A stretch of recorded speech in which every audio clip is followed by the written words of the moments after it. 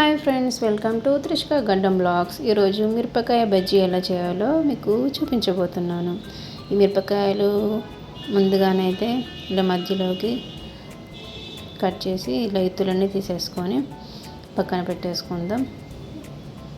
ఈ విధంగా అన్నీ కూడా కట్ చేసి ఇత్తులన్నీ తీసేసుకొని పక్కన పెట్టేసి శనగపిండి మిశ్రమంలో కొంచెం సాల్ట్, తగినంత సాల్ట్, కొంచెం జీలకర్ర, కొత్తిమీర పొడి వేసేసుకొని వాటర్ పోసేసి కొంచెం సోడా కూడా వేసేసి బాగా కలిపేసి ఒక 10 minutes పక్కన పెట్టేసుకుంటే మనకు బజ్జీలు బాగా వస్తాయండి.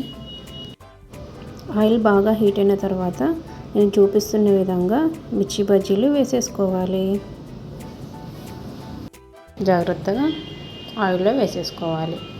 నేను చూపిస్తున్న విధంగా వేసేసుకోవాలి. ఈ విధంగా అన్నీ మిర్చి బజ్జీలు అయితే చేసేసుకోవాలి.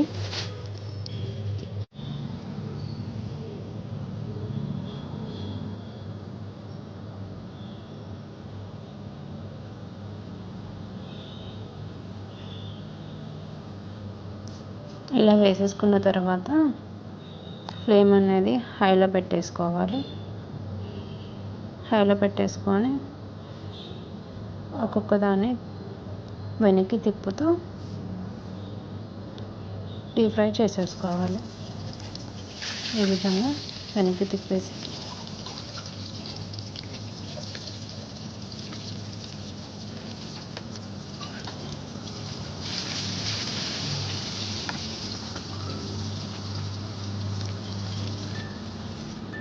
అంతేనండి, మిర్చి బజ్జీ రెడీ.